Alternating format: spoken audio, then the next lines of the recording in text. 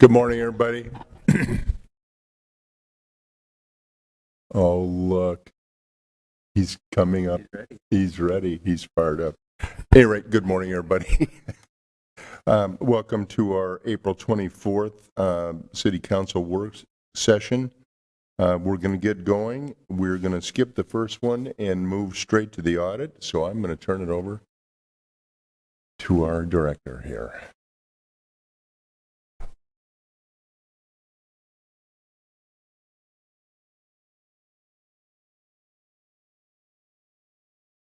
Thank you. Thank you. Today we're here to talk about our audit for our fiscal year 22, so fiscal year ending June 30 of 2022. I know I've been up talking to you about the budget lately, and this is kind of the end of that whole process. The budget kind of starts off the process, and the audit kind of finishes it up. So we are currently looking at the fiscal year 22, and I'm not going to take too much of your time. I'm actually going to hand it off to RSM to communicate what they found with our audit, and you can ask questions as they come up or at the end. Thanks. Good morning. I'm Kevin Smith with RSM. I've got Robert Kreiser here to go through the results from the 22 audit.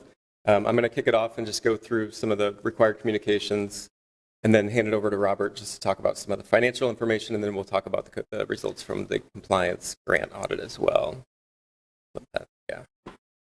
So this first slide here just walks through some things we're required to communicate to you at the end of the audit. The report that we issue, the main purpose is to express an opinion on the financial statements and whether they're in conformity with generally accepted accounting principles. We did issue an unmodified or a clean opinion on the financial statements, so that is the highest level of assurance that you can receive as a part of an external audit. There was one new accounting standard that was adopted this year by the city, GASB 87, which is the new lease standard, basically moving all leases, whether you're the lessor or the lessee, onto your balance sheet, and adding additional disclosures about those leases. So that is something new. You'll see the city did a great job implementing that new standard, so you'll see that change in the 22 report. We also look at significant accounting estimates that are made within the financial statements, so pension liabilities, fair value of investments, self-insurance liabilities, all of those things get wrapped up into our audit work, and we did not have any issues with those estimates that management was making. We did not make any audit adjustments, so the information that was provided to RSM at the beginning of the audit for the financial statements were not adjusted in any way. No disagreements with management, had full cooperation with everyone we worked with at the city, access to all of the information we needed to.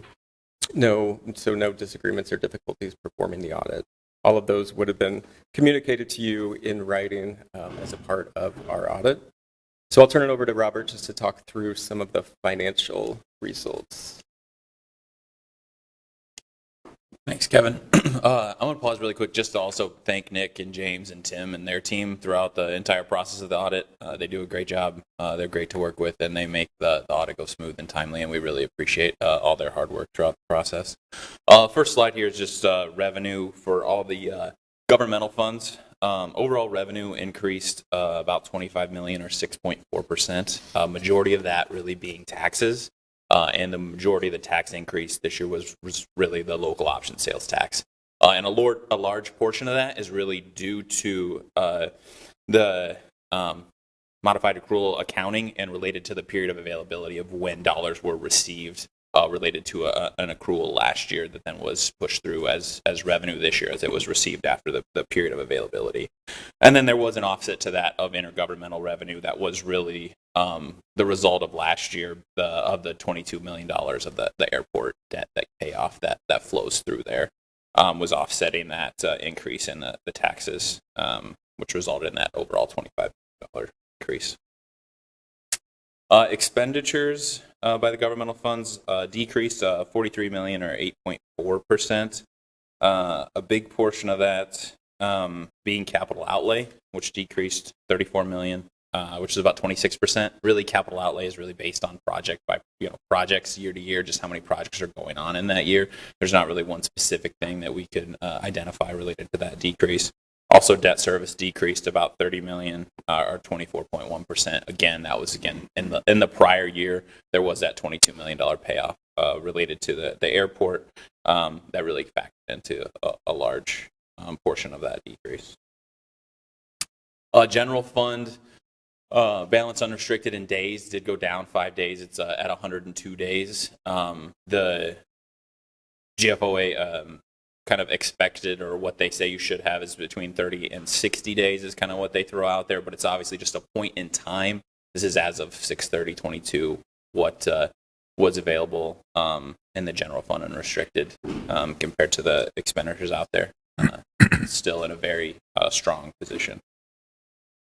And then from the enterprise funds, overall increase was 2.1 million, or 7.2%. Majority of that increase was parking as well as stormwater. Parking is getting back, not yet to, but closer to kind of those pre-COVID times of parking. Last year there was a huge decrease just due to less people being in the areas where there's parking. Stormwater increased about 2.7 million, or 17%. A large portion of that, 1.6 million, was related to an increase in charges for services, mainly just increases in rates and volume. And then sewer did decrease, kind of offsetting this, about 2.5 million, or 15.3%. A large portion of that being a decrease in charges for services, which is about 3.9 million down, which was due to some decrease in service volume and rates, and then also the WRA flow that's charged to the city. That is all I have on kind of financial statement highlights. I'll turn it back over to Kevin to talk about line. So as I mentioned, as a part of our audit, we also perform a single audit, which is the audit of the federal grant programs of the city. In addition to that, we issue an opinion, or not an opinion, but we issue a report over internal controls over financial reporting. We don't give an opinion, but we do inform you of any significant deficiencies, material weaknesses that might exist as it relates to financial reporting. So from that perspective, there were two findings last year that were reported as a part of that report. One was corrected and one was repeated. So you'll see a repeat finding, a material weakness over internal controls as it related to the Community Development Fund. The sub-ledger that they use for certain transactions was not being reconciled timely to the city's general ledger, which was causing some differences. So that was not fully corrected. So you'll see that finding repeated from the prior year, but nothing new outside of that one to report as it relates to the financial statements. And then for our single audit, which is the audit over the federal grant programs, we tested 4 major programs this year. They're all listed on this slide. Accounted for about 50% of total federal expenditures of the city.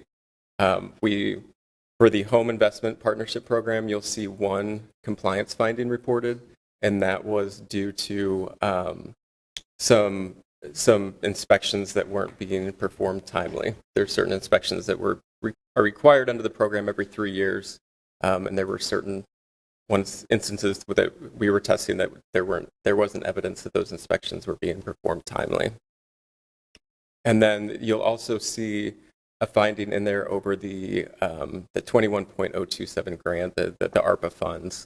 And the finding that you'll see there was really an error that was made in the reporting to the state and then the reporting on the CFA. The city had designated and appropriated certain ARPA projects before the end of the year, transferred that money out to other funds to be spent on those projects. But those funds aren't supposed to be recorded on those quarterly reports and on the CFA until they're expended.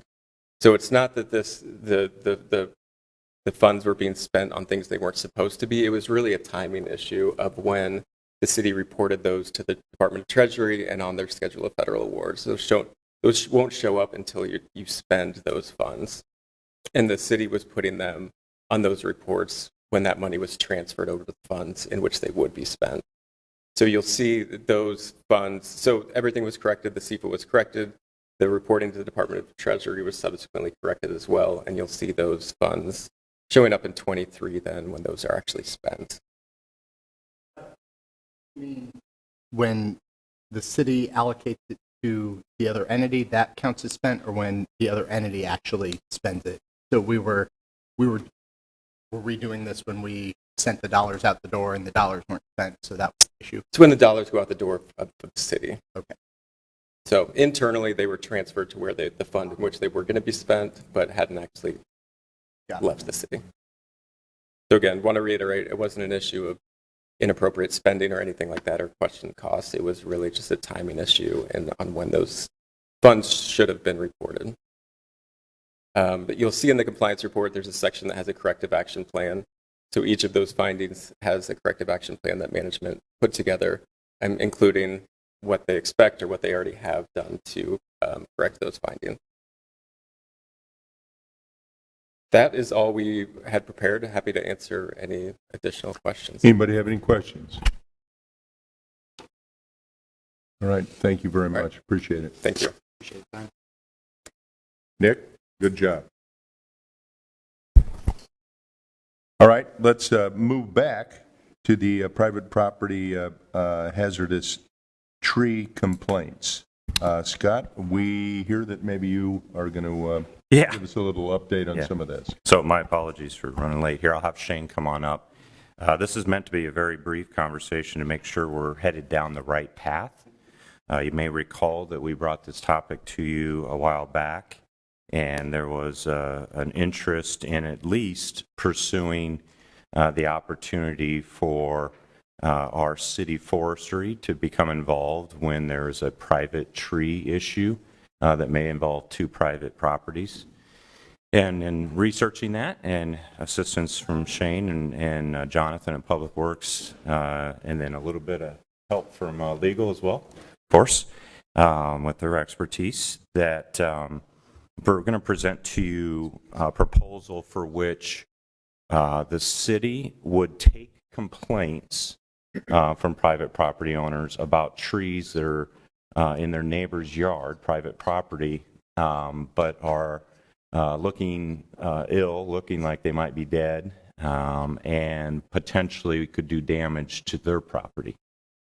And so the proposal in front of you at this point would be that we would simply take those complaints, forward those to forestry, who would then go out to inspect, acknowledging that the inspection would have to be done from the complainant's property or public right-of-way, unless we had permission to go on to the neighbors as well.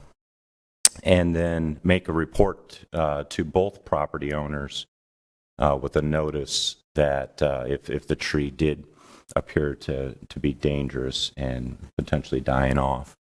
But to leave it at that and not actually move forward with a removal of the tree, which is where an incredible amount of cost for a private property issue would be incurred. So if we left it at just a complaint and inspection with a notice, it would be staff time involving forestry and administrative staff to make those notices. The value, you may recall from our conversation before, is that the property owners then can figure out for themselves how to mitigate the issue, potentially sharing in those costs. You can imagine there's all kinds of opportunities at that point. Submit to insurance, things of that nature. And so I think I had obviously conversations with Councilmember Westergaard in that regard, but So we have Shane here and myself for questions. sorry.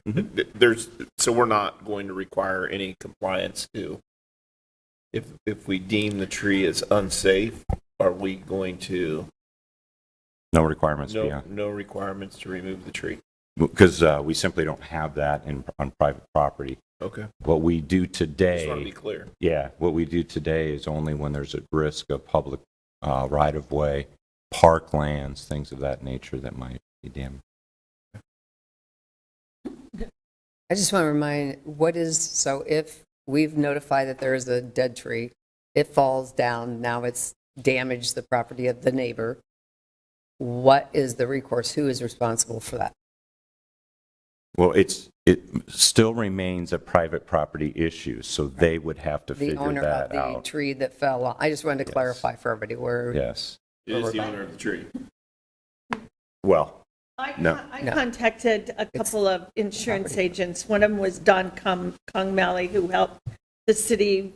He came in and advised them on some things when we had flooding, or I don't, don't remember exactly. He told me, he said, if my tree falls on my neighbor's house, that neighbor is responsible for the tree because it's an act of God. Except, he said, we do send our adjusters out, and if it truly is dead, then we would subrogate and go back and go to the property owner. But he said that happens very, very rarely because there's no evidence. And with this in place, that person can now say, look, my neighbor's tree, I could give that to my insurance company, and then they would have reason to go, documentation that they could go back on the property owner. Now, the question I have is regarding rentals, because we do have the right to do rental inspections. And what brought this up is down on Sheridan, there's a person who has an obvious dead tree. The property owner has had to file 3 claims against their insurance company on her own insurance because the tree continues to fall and damage property.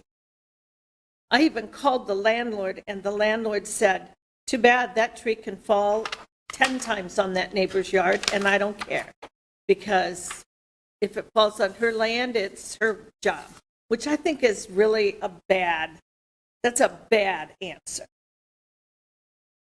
That's why I was just But- wondering, with this, if you get a written notice, you know it's totally dead, does that give the property owner who gets the damage some recourse to get? Yes, it gives them a stronger case. Stronger It's just- case. There's nothing that's, What about the Certain. rental? Is what Can we she do brought up. something? I mean, is Well- that part of the rental certificate? Can we include that as? so this would handle rentals as well. So someone who has a rental next to them with a dead tree could make the same complaint. But what So- if we have when they renew their rental certificate, if that inspector sees a dead tree, can he make that a requirement of the rental certificate? That's hazardous to falling on the neighbors, The children, right? yeah. And the neighbor is really concerned about the rental people who have little kids, and she said, it's an ash tree, and I'm just afraid a big limb's going to fall and kill the kids. So that would be a different request because we're talking about thousands of rentals that may have backyard issues, backyard trees that have issues. So But if they just see We- one that's obviously dead, it's an all or nothing proposition. We either need to say we're going to inspect looking for that issue or we're not. And so if you want, we could go back, let me finish with what this cost us. We were adding a forester anyway that was going to have quite a bit of administrative requirements in their job duties. If we add what I talked about as a proposal, the request would be for an admin staff such that the new arborists could spend all their time doing tree work and letting the new admin handle their admin and the new requirement to send the notices out I mean, do for you think this. we'll really get that many? Well, Yes. are you going to be, Yes. is this complaint driven? This would be Or are we complaint going to go out and start driven. inspecting No. the whole Do city? complaint. Complaint only. So West Des Moines, I did a brief case study on that and extrapolated it out from the population, and it would roughly be, I mean, it's a forecast, so it's not going to be 100% accurate for sure, but 500-600 potentially requests going off what West Des Moines gets each year from requests to come and look at a bad tree at a property. So What is their policy? Is it the? theirs is one of the policies that does go in and abate trees. Yeah. It does. Yep. West Des Moines does. Yep. Do we know what their annual cost is to do something like that? Not off the top of my head, but get there for you. In U.S. You can sure ask. Sure ask. I know it will be millions of dollars for us. We've got a few more trees. Yeah, Yeah, no, I well, understand. I just wondered. I didn't know that another community did that. I would just like to see us do something tie it up with the rental certificate. I mean, when that landlord said to me, I'm not doing anything about it. In fact, I'll make your job so difficult, you'll be sorry you called me. I think that's a concern. And the neighbors who live around that rental house are concerned. But So is there a consensus to move forward with the proposal and then research Yeah. what the cost Yeah. for rentals would be? Or is there concern about the proposal that maybe goes too far even? I mean, even if this neighbor can call the city can verify that the tree, what's left of it's dead. At least she has that to give to her insurance company. You know, when the tree finally falls down completely, she can, hopefully, her insurance company will subrogate against the property owner's insurance company. I mean, as far as the rental goes, I mean, if it's like, if the tree is dead and there's a possibility of it falling on someone's home or car or something like that, I think there should be an action. I mean, if it's way out in their backyard and it's not, if it falls, it's, not going to damage Sure. the other property, I would say that's not the issue that is probably the most concerning. But if it can damage anyone else's property, including their own, I mean, don't you think we should ask them to remove it as part of their rental certificate? Is that, I mean, not us removing it, but having them do it, part of their rental certificate? Is that possible? I guess I should look at Jeff and say it's We haven't looked at that, Joe, so I Okay. can't tell you whether it's possible or I not. mean, the rental certificate authority comes from a statute. Statute's going to be relatively specific. We'll go back and look, let you know. Okay. I mean, I would look at that if there's some, if it's going to damage some other property. So that's the hard part. You would think maybe it would be simple, but it's really not, because depending on what the storm that comes through that finally knocks it over, Which way it the goes. question is whether that would have occurred even if it was a healthy tree, right? So there's going to be legal arguments on all sides. That's interesting. And any inspection that requires us to locate and inspect on dead trees, even in the backyard, would have to be an analysis of where it would fall and under what degree of wind, shear, and it will become a difficult task. I don't want to underestimate that. Right, but they're simplifying assumptions, right? I mean, you could say if a tree is within 25 feet of a neighboring structure, or, some such thing that would accomplish what I think we're trying to accomplish. And there are dead trees that fall when a tree is dead, it can just fall at any time. It's not a storm. I experienced that next to my own house a couple weeks ago. This tree had been in my neighbor's yard sitting there dead, and it just fell over in the middle of the night. No storm. So those things happen, and if it had fallen at a different time, it fell right across the street. So, we're just lucky that it didn't hurt someone. So let us bring back to you what it would take to address rental properties, even in the backyards, things of that nature, that may damage the actual rental property as opposed to the neighbors, because this will handle neighbor opportunities. I would just say the neighbor's property. Yeah. I guess if they don't want to fix the tree that's going to damage their own property, I then don't care about that. I guess they can just deal with that. But if there's a possibility they could fall on someone else's, If they're renting, But though, again, this it is could hurt somebody. complaint-driven, Well, so I yeah, don't think that's they're what going to she's go concerned complain on about. themselves and say, my tree that's not near anybody else is going to fall over and whatever. I don't think we're even going to hear about that one. I'm concerned if it's going to hurt the property where the rental is, and quite honestly, that's probably our hook too, because any rental property owner has to provide a safe and habitable space Right. to live, and that's what we can regulate. And if they have a dead tree that could seriously injure the inhabitants there, and the inhabitants around it, I think we have the authority to regulate it. So we have to care about the fact that it could hurt those tenants, and we should, because we're not providing a safe and habitable should. place to live. Yes. And that's what this neighbor on Sheridan is so concerned about, is that the The people kids. who rent the house have little kids. She says they're always out there, and I'm so afraid that a tree is going to fall on the kid. Okay. So All we're right, gonna- Scott. We'll move on with research on that and bring back an ordinance that at least gets the complaint in place. Thank you. Shane. Thanks. Thank you, Shane. All right, let's move on. The Vision Zero update.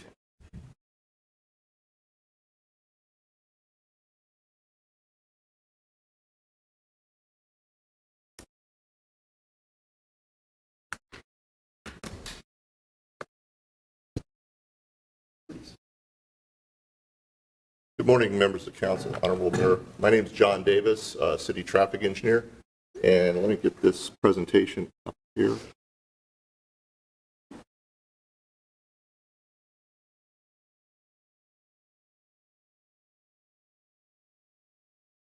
So today we've got here our consultant tool design group led by Sarah Abel, who's going to discuss the draft action plan that has been developed so far. This is a second revision, and we're looking for feedback from you all with regards to the draft.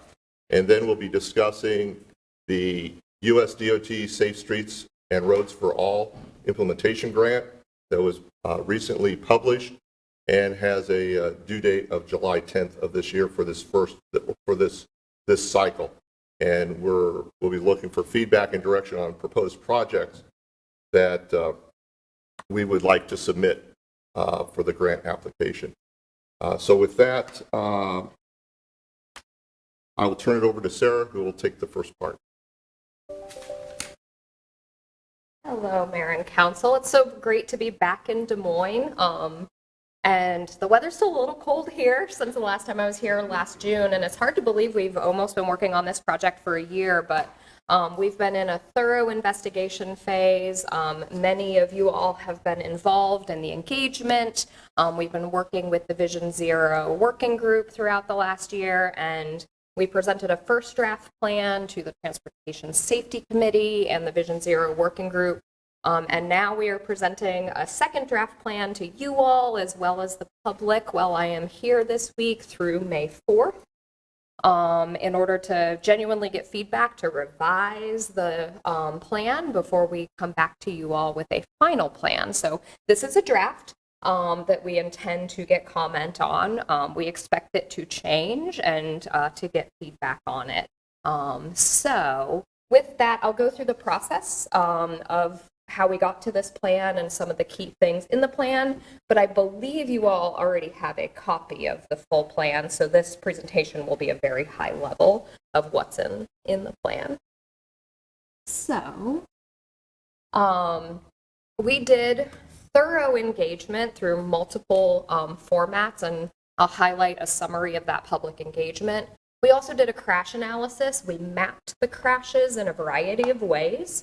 And we also looked at statistical crash factors that are leading to crashes here in Des Moines. We especially looked at fatal and serious injury crashes because that is the focus of Vision Zero, is to eliminate those fatal and serious injury crashes across the city. Based on numerous discussions, reviews, including our discussion last June about what your target year should be or could be, we settled on a goal year of 2040, which sounds like a long time. However, one of the discussions we had is zero should be our goal today, but really this goal year is all of the resources, projects, actions being put enough into place to where you could reasonably achieve that goal of zero deaths, because we realize we have to change the way in which we're doing business and designing roads and establishing programs in order to actually realize that goal. So just want to flag that. We'll talk about that a little bit more. We tried to make all the focuses, actions, and steps as specific and measurable as possible in this plan. However, there are quite a few of these that will take more work to figure out detailed logistics, which I'll highlight a few examples in this presentation. So not every detail of this plan and everything that has to be put into place has been charted out, because there's a lot you still have to figure out as you are rolling these actions and new programs and projects out. And we also tried to really take a data-driven approach to project prioritization coming out of the crash analysis and out of the public engagement, but then also trying to integrate Vision Zero as a basis in your capital improvement program so that it's integrated. It's not just about signature Vision Zero projects, maybe 1 or 2 a year. It's about how do you embed Vision Zero into every decision that you're making in the city. And I should say, for the purposes of this presentation, I'll pause in a few places to get feedback, but feel free to give us feedback along the way. So the public engagement, we did a series of 4 workshops, well, technically 5, because when I was here last June, we did an introductory workshop with the community. But we did a series of 4 workshops across the city where we had stations set up for people to give us feedback in whatever way they felt comfortable. We did the same level of engagement activities online. And one of the most fruitful results of the public engagement was this public input web map. We asked people to indicate where they felt safe, where they felt unsafe, and where they had a project idea across the city. And the map to the right here are the icons where people located a thumbs up where they felt safe, a thumbs down where they felt unsafe, or a light bulb for a project idea. And we compared this to the historical crash analysis, right? This is a sense of feeling. People may not walk on a street because there's no sidewalk. We won't necessarily capture that from a historical crash analysis. We're trying to capture the places where crashes have not occurred yet, and where people don't feel comfortable walking, biking, so forth and so on in this map. And this map is really rich with information. The majority of people that placed an icon gave us very specific comments about why they felt safe or unsafe there. So as I mentioned, we did a historical crash analysis. We looked at all recorded crashes that occurred in the city between 2017 and 2021 from Iowa State data. And through a series of maps, we came up with your high injury network, which is basically where crash severity is highest, and where crashes happen most often. So those are the black lines you see on the map here. Most of them are arterials that bisect the entire city. That was the major trend that we saw in mapping the crashes. We compared that to the Des Moines area MPO's 7 degrees of disadvantage. And as you can imagine, greater disadvantages happen in cities generally, and that is the case in the city of Des Moines. You have greater degrees of disadvantage in certain areas of your city than in the greater Des Moines region. There was not a clear trend in comparing these equity overlays to the high injury network. As you can see, many of those arterials that are on the high injury network are either cutting through the greater degrees of disadvantage areas or on the border of those areas. So in the descriptive crash analysis, as we call it, we looked at factors in the crash that are recorded on a police crash report form. And one of the trends we saw is the majority of crashes, all crashes, are cars, car versus car, vehicle versus vehicle in the city of Des Moines. A small percentage of total crashes are bikes, peds, and motorcycles. However, when you're looking at people that are killed or seriously injured, the share of those crashes are mostly pedestrians, bicycles, and bicyclists and motorcyclists. We also looked at common crash types. So the reason in which an officer indicated that a crash occurred. So there's 2 things. There's that, and then there's crash types, like vehicle turning left hits pedestrian. We looked at all of that, but one of the things I wanted to note is the reason behind the crashes. 11.9% were exceeding the posted speed limit, aka speeding. 7.7 were traveling the wrong way or on the wrong side.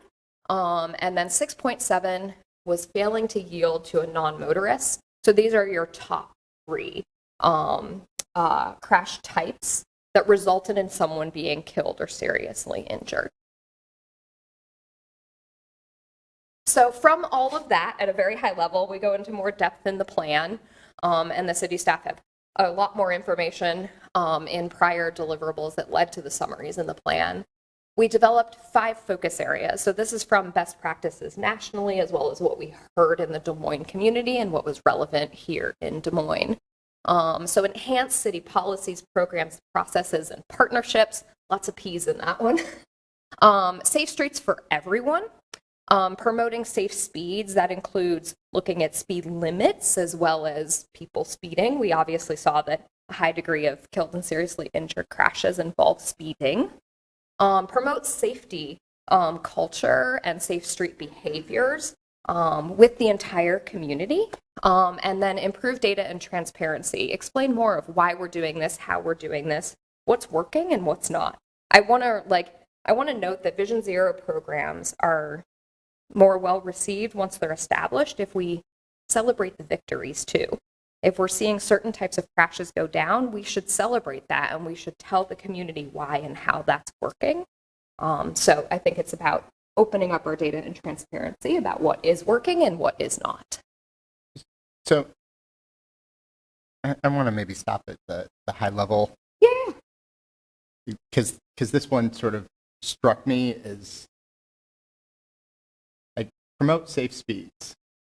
I mean, people aren't supposed to speed now. Like we tell them not to speed. The issue is that people go faster than they are supposed to. I mean, so this one sort of like, it just struck me from a framing perspective. It is pretty meaningless to just say promote safe speeds.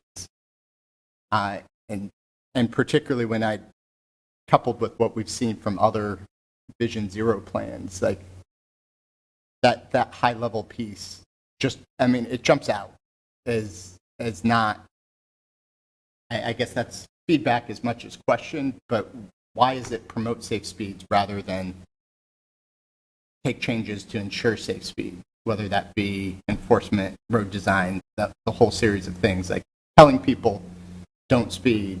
I mean, that's sort of the status quo. Yeah. I mean, we can look at elevating or changing the focus area to be more actionable and specific, and maybe more.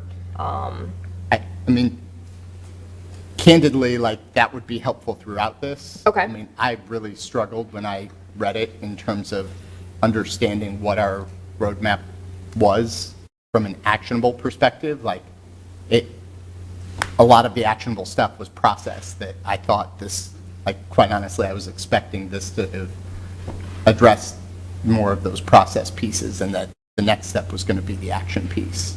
Okay. Yeah, we can take a look at that and make this one more specific, and not just be about promotion, but about how to actually get there.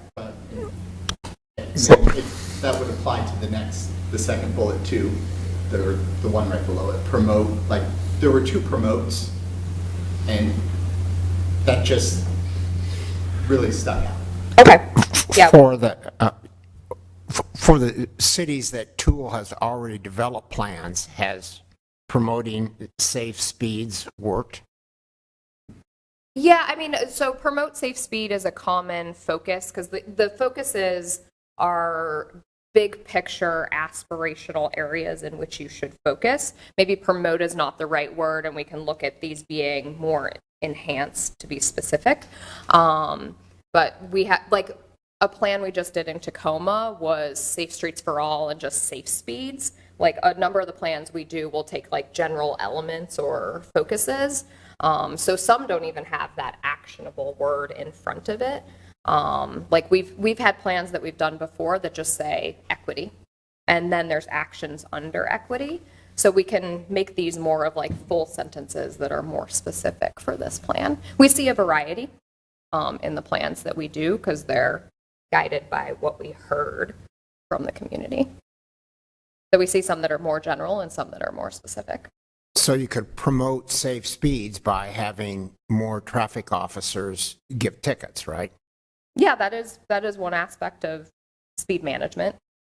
I think one of the actions we have under safe speeds, which we can talk about, was establishing a formal speed management program under Vision Zero as a first step, and that's where we would figure out more specifics of how do we prevent speeding, how, like, where and how does engineering and police work together to reduce speeds, put speed cameras, do high visibility enforcement, do traffic calming, because it kind of takes all of those in order to get there.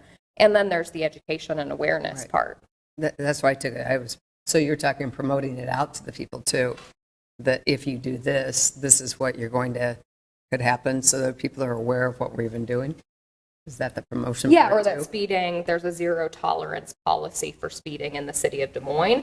I think that's something you would have to establish as a policy to then roll out. I mean, speeding in general in the United States, there seems to be this acceptable allowance of speeding where before you get a ticket, so a lot of 10 people over. drive 5 miles over the posted speed limit because they know they're not going to get pulled over until that point. So there's a discussion, should we be setting speeds lower than what we think people should actually be driving because people speed slightly over, because there's this, like, what I call an allowable threshold between where you should be driving and before you will get pulled over by an officer or get an automated speed enforcement ticket. Those thresholds are actually greater. Most states have 12 miles per hour before you get a camera ticket. So is that best practices to lower the speed limit? So because you know people are going to speed, you do that in other communities? You recommend that? There's a discussion about target speed versus design speed. It's a very specific thing. Keep in mind, we did not look at speed management and how to create a speed management program for the city of Des Moines. That is something that we've done in other communities coming out of a Vision Zero action plan. Like, we're currently doing that in Tacoma, Washington, coming out of their Vision Zero action plan. But it was not something we were specifically scoped to do for this first initial project. So I think the next step for speeding would be to look at establishing a speed management program and looking into something like that. So what is the scope of work that you are designed for the city of Des Moines then, if it's not speed and... Well, it was creating the Vision Zero action plan. The next step, a lot of communities do like a speed management program, an action plan where you would lay out what eliminating speeding in the city would look like. It's part of this, it's related, but it's not specific to it. So that wasn't in your consulting contract. So if we wanted to do that, we'd have to have you come back on a different contract too. Yeah, which is what we're doing in Tacoma. We realized that speeding was an issue in Tacoma, Washington, and speed limits was a factor in Tacoma. So what we're helping the city do there next is establish a speed management program, reduce speed limits, do more speeding, education, enforcement, and design. Well, you would think that would be some part of every city would expect that. If that's an issue everywhere, I guess I'm a little surprised to learn at this point that wasn't part of your contract. So it is a next step as another program evolution. Yes, it is a common trend we see in cities, but establishing a speed management program would be something that comes out of this Vision Zero plan and then is a next step. okay. And so we chose not to include that portion in the contract. So how do you enforce it? I mean, are you going to recommend that we hire more police officers to enforce in the traffic unit? That would be something you... Right. Yeah. Maybe if I could... Okay. We have more laid out here in the presentation with that particular focus area. So maybe we can go through these one by one, and then we can stop when we get to that one. Because I was getting ready to say there's kind of 3 tiers of the actions themselves. There's the focuses, which tend to be big picture buckets that are aspirational, where you should look at dedicating resources, as we saw as a major, like a broad area in which you should focus, hence focus area. Then under those are actions that are specific things we think you should do. And we began to lay out steps under each one of those to get there. So the first step to looking at speeds and speeding more is to establish a speed management program. So that is like a first step. And then we'll see what that includes to determine exactly how successful it's being, and is it driving down fatal and serious injury crashes, so forth and so on. But there's more discussion that needs to be had in Des Moines about what a speed management program in and of itself includes, which we are happy to help guide. But it's kind of, I think you need to make a commitment to Vision Zero and this broader program first to then take that next step. We've seen communities that have done it congruently. Some started with speed management before they moved to Vision Zero. So there's a variety of ways in which you could go about doing this. Let's keep moving. So as I mentioned, each one of these 5 focus areas has a list of actions and then steps under each one of those actions. And then under each one of those steps, it lays out in which fiscal year you could start and fully implement the actions. So essentially there's timelines for each one of the steps, and then possible partners, so city agencies, partners, groups that should be involved at the table of carrying those steps forward. So under the enhanced policies, programs, processes, and partnerships, the first step would be establishing a Vision Zero program that everything related to roadway safety falls under, so that you're managing it kind of collaboratively, which is another one of the actions. And it's integrated into every decision you're making rather than being just a signature project or practices part. So reviewing how you're currently setting speed limits, how the police are currently ticketing. Those are the things that we did not look at fully in depth in this plan, things like that. Looking at what practices and policies you specifically need to change in order to allow you to do more. And then, of course, integrating this into funding and approval process. So, and I guess this is a question more for Steve and Scott. So when we do our CIP projects, we're looking at best practices of safety when we reconstruct these streets, correct? Already? We do that, right? Okay. All right. I just wanted to make sure that we were doing that as we're doing our CIP projects. We're looking at best practices that our city engineer and traffic. I mean, we have multiple people that are looking at these projects that we would be looking at saying, okay, this is a best practice. This is how we would redesign the street. Scott, would you give us a little update? So yeah, that makes perfect sense when we are touching a segment of roadway. So when we're doing a rehab or a new construction, part of this conversation is how aggressive do we do going after roadways that do not need to be improved from a traffic from an age standpoint, deterioration condition, but rather we've identified it as a safety issue that we need to go in and create a new program. So we could go back and start working on Fluor Drive again with some of these issues? Well, I'm glad you raised Fluor Drive because there were specific recommendations from a safety perspective that we ignored on Fluor Drive. I mean, that was lane width that our engineers recommended a lane width that we then ignored. And I think it's important to have a roadmap like Vision Zero specifically call out pieces like that so we know from a safety perspective. I mean, Move DSM had some of that, but we ignored the safety piece on Fluor Drive. We ignored the lane width because we didn't want a road like Ashworth or East University where now we have to. All right, let's move on Okay, and so let her obviously that's why we're update having us this. here. Okay. We've had this debate. Okay.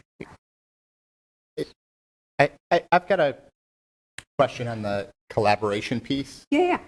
And I know some of this is tricky, but there are multiple pieces that are ongoing right now.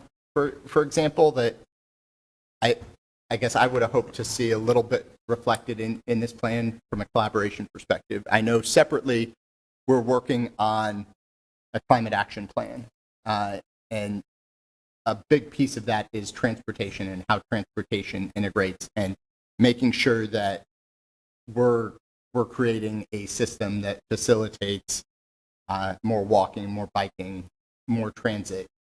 The safety side of that is also incredibly important. And I guess that piece and the facilitation of actually getting people to walk and bike more. I guess when I read the plan, it seemed like it wasn't there. And so part of my question is, what was the collaboration with the climate action plan and some of the other things that are already going on, and how is that integrated and to be reflected here?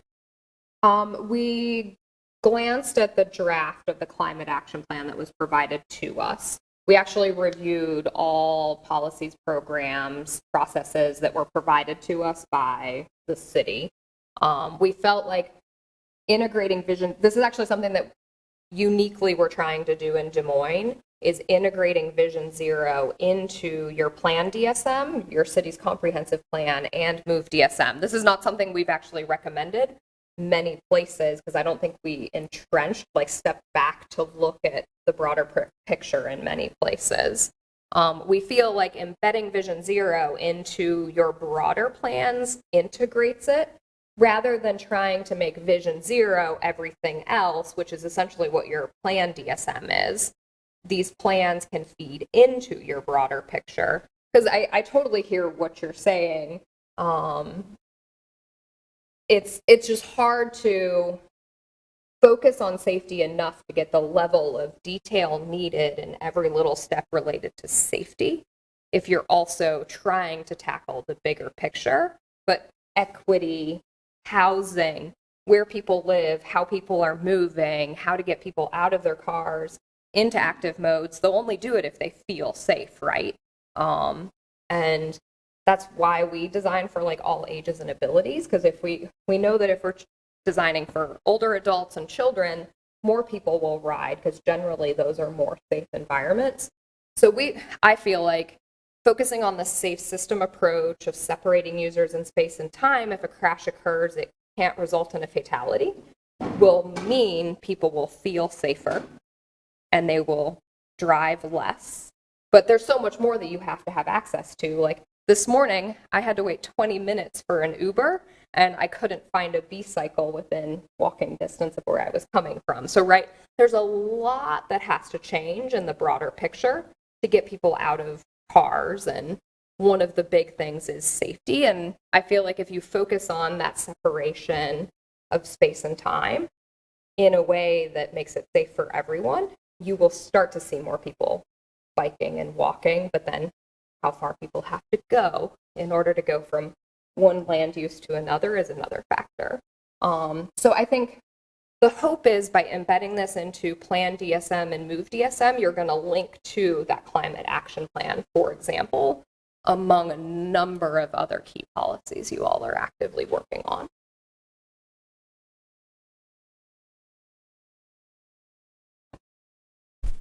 Okay.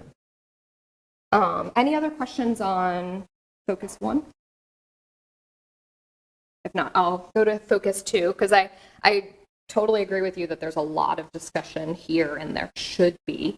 And there often is in other communities and where we work. So we feel like Safe Streets for Everyone, applying that safe system approach framework on the high injury network, off of the high injury network across all streets, is important. And when I say all streets, I don't mean just city-owned streets. I mean working with the state DOT to make sure they're doing everything possible to improve safety on the roads in which they own going through Des Moines. It's about one system being safe, not just part of the system in which you own being safe. Providing transportation modes for all ages and abilities. We know that if we design streets for kids and older adults, such as the time in which we allow for someone to cross the street on a walk signal, if we time that for older adults and children, it means more people have time to get across the street, and we're not all having to rush or potentially get hit, things like that. Further looking at risk factors on the high injury network, we did a high-level citywide analysis. All of these high injury network corridors you further want to look at the crash types on that corridor, the people who are being killed or seriously injured on that corridor, so that you can select safety countermeasures that are fit to what you're seeing there, as well as identifying similar conditions where crashes could occur and doing what's working on those other roads. But you first have to start with your high injury network, because otherwise the number of projects and the things you could do just becomes overwhelming. Any questions on 2? We're doing that already, I assume, but crossing the street, I know that I've called and, we've had issues with, we need a longer period of time. And so we do set that for the older or disability to cross the street. We already do all of that, correct, Steve? I see Steve shaking his head. Yeah. So we do a lot of that already. Yeah, and these But I get we say we do that. Okay. And I'll give an example, right? I took my mom to a baseball game last year, and my mom has somewhat limited mobility. We parked and then walked to Principal Park. We were probably near the Science Center, but regardless, we had to cross MLK. I could not walk with my mom and my 2 kids and cross MLK in one signal with the amount of time that we provided. It was so to say we do that. Did you call and get it readjusted then?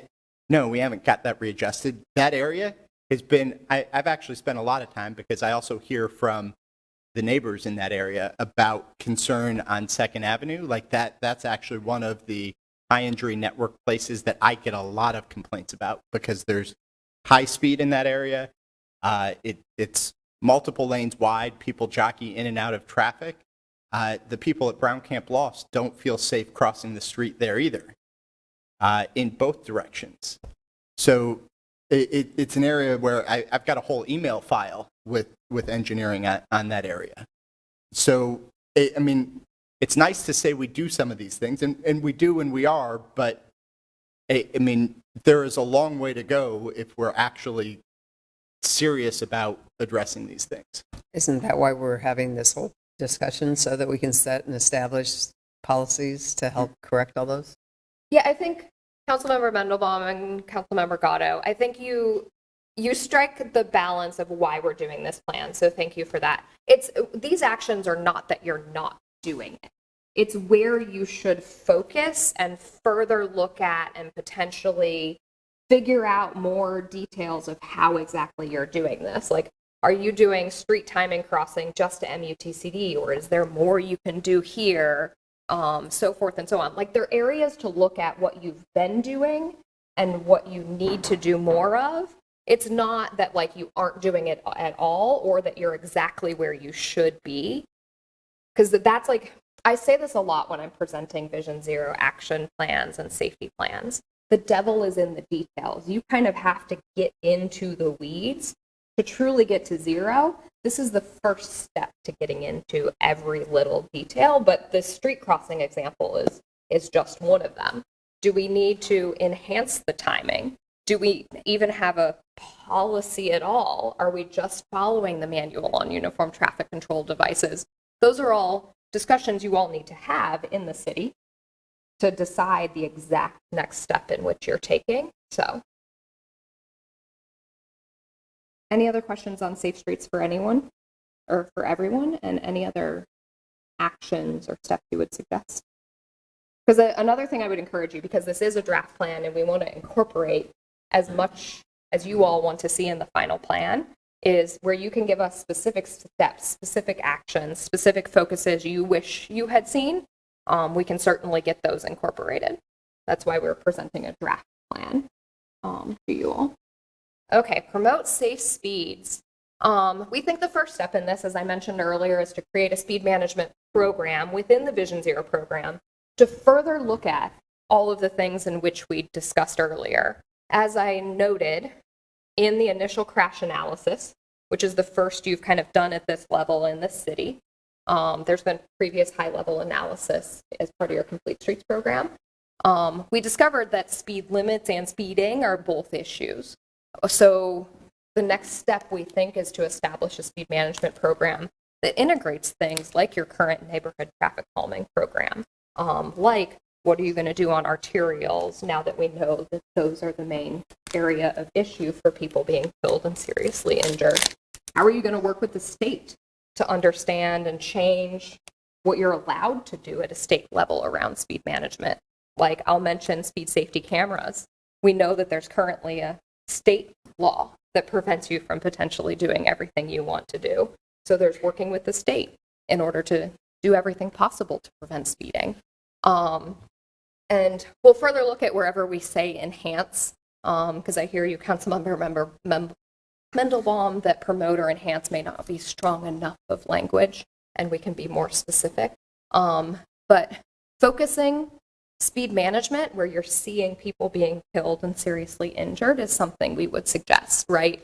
A lot of communities will do neighborhood traffic calming programs, but that's not where people are being killed and seriously injured. It's where you get complaints a lot of times. But if we have limited resources, we first need to focus where people are being killed and seriously injured. So that's a shift kind of in the Vision Zero and safe system approach, is to focus where fatal and severe injury crashes are happening over slower speed streets, things like that. So that's what the enhanced speed management along the high injury network means. But then also looking at other focuses like slow zones in priority areas, such as land use. Land use a lot of times is where we need further enhancement. Schools and parks are something that we saw here in Des Moines. So that would be an area we would also suggest. So I'm a little confused here, I guess. When I looked at the Vision Zero plans that you promote on your website and dug into those, I noticed that there were frequently in the school zones are 15 to 20 miles an hour as part of the Vision Zero. So I don't understand why recommendations like that aren't in this second draft. Or like in the Twin Cities, and I think your company wrote those Vision Zero plans, they reduced the speed limit residential streets to 20 miles an hour. So like, why is that not in this second draft that we're looking at? Yeah, I mean, keep in mind that we write these plans with the community and with the city, and with the city staff in which we're working with. So it's an ebb and flow of how much detail a lot of times the core project team in which we're working with wants to go. Tacoma, Washington, we just completed their plan and are doing more work in that city to help them put their plan into place. Their plan was very general, and like I said, us helping with their speed management program, lowering speed limits, grew out of the plan. So it's either you do it congruently, which is totally possible, or you kind of do it, step one is the action plan, a goal of 0 deaths, then you do the next things. If we get comment, I mean, this is part of the reason why we're presenting a draft. If council, the public want things to be more specific, we will work with the city staff to get that incorporated. But this is the level at which we heard the city potentially wanted and the level of detail we felt you all were at, because there's a lot of details. You currently do have school zone. Yeah, it's 25 posted. I think, Steve and John, correct me if I'm wrong, but you have reduced speed limits during school zone times. You have school zone speed limits, correct? It's 25. Okay. It's 25. School. Yeah. So like why, so wouldn't if Vision Zero plans in other cities are using 15 or 20 miles an hour in school zones, why wouldn't that be a good idea in Des Moines? It usually depends on what state statute allows. So some states allow for 15 miles per hour in school zones while children are present, is what most state statutes allow.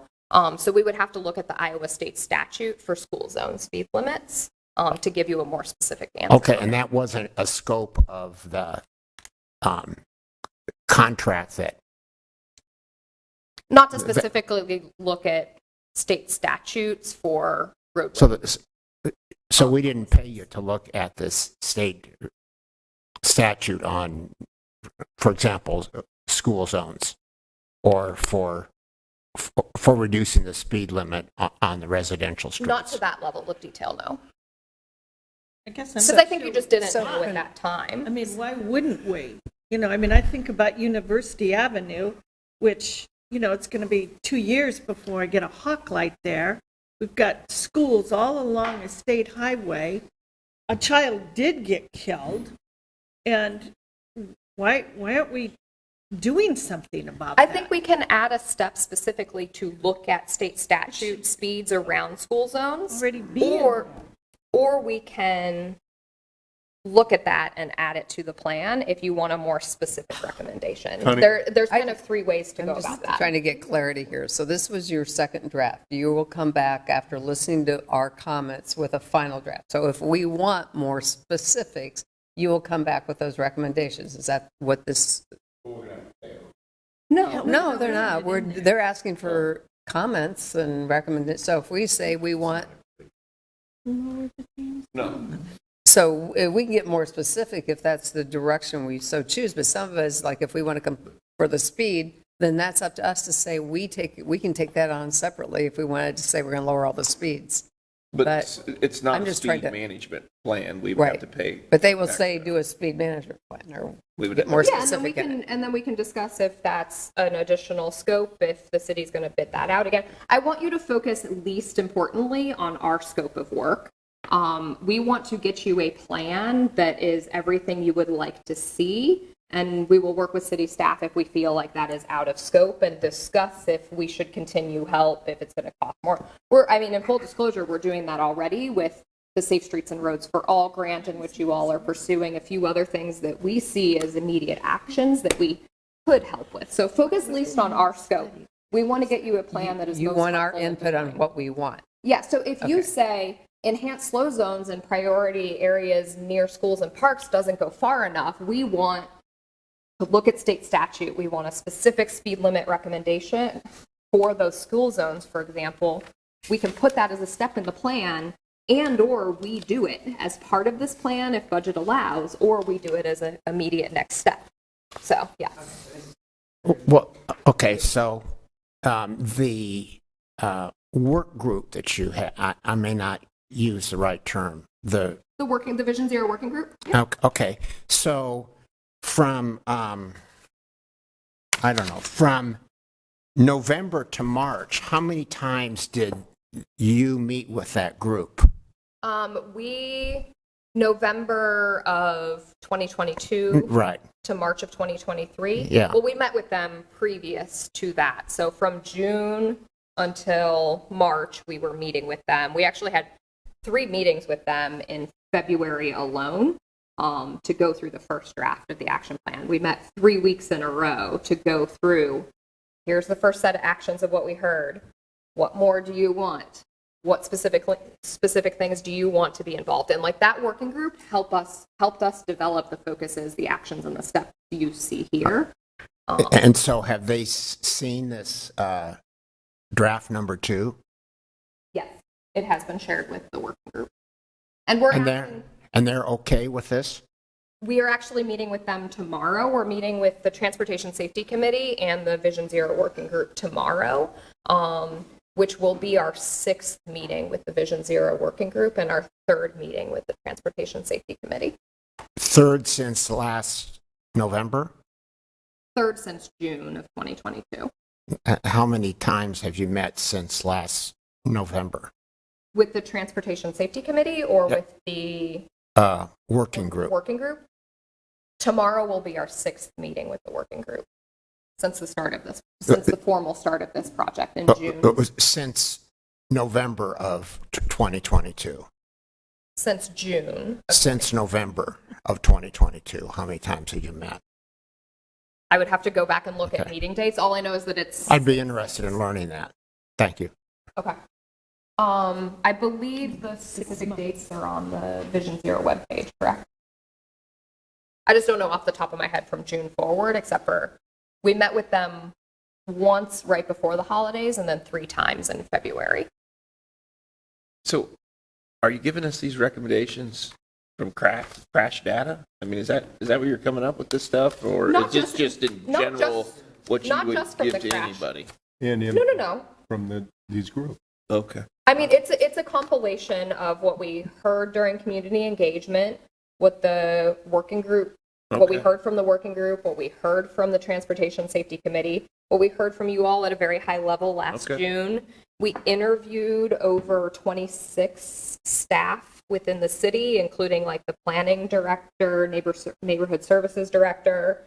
We met with the health department. Okay. We've had discussions with the state DOT. It's a compilation. It's Okay. not just crash data. I just wanted to make sure where you were getting all this stuff at.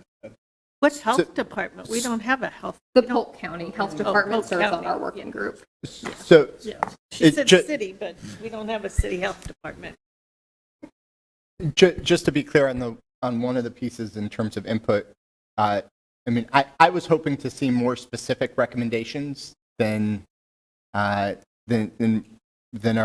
in here generally, specifically on something like a speed piece. Like I felt like that was something I was definitely looking to see, was rather than, I mean, I felt we knew we needed to address speeds near schools and parks. I wanted to see a specific recommendation for what that would look like. So, and I think there, as a general matter, having read through the whole document, I was hoping to see more in the way of specifics. A lot of this seemed very high level and process focused, and so I was hoping on more specifics generally in this. And quite honestly, that's what I was under the impression we're going to be seeing in this document too. So it was a little bit of a.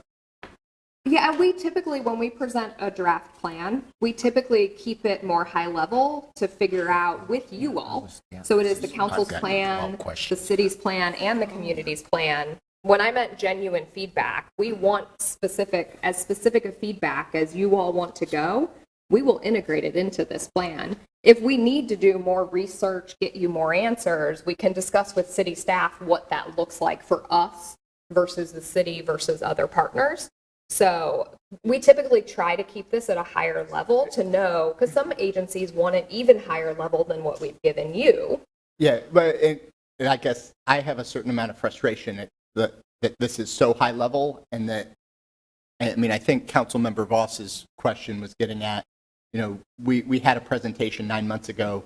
There hasn't been I've been asking for updates to try and understand what was going on, particularly because I feel a certain amount of pressure from staff to get this done so that we can get the Safe Streets grant as sort of a back-end timing. And so we waited a long time to get to this point, and now we have a short time to integrate the feedback after this if we're going to meet that Safe Streets grant this year. And so that whole piece is a bit frustrating, that I feel like some of this conversation could have been happening along the way so that we could get to that detail. Because I'd like to get more detail into this. I'd like to, I'm glad to hear that this is a draft and that there's room to improve it, because I was very concerned when I read through it, you know, just what my expectation was 9 months ago versus what I'm. Yeah, maybe we should have come to you all again or sooner or with the first draft plan, but this is a draft, and I want to stress that with you all, with the community. It is a draft because we are looking for feedback. It is, and there's flexibility in the Safe Streets and Roads for All. You all don't have to apply this year. This is an annual program, and nationally, a number of people were surprised of the July 10th deadline. Last year, it was September. So I think a lot of agencies thought they had more time. Those that are halfway through a plan or greater.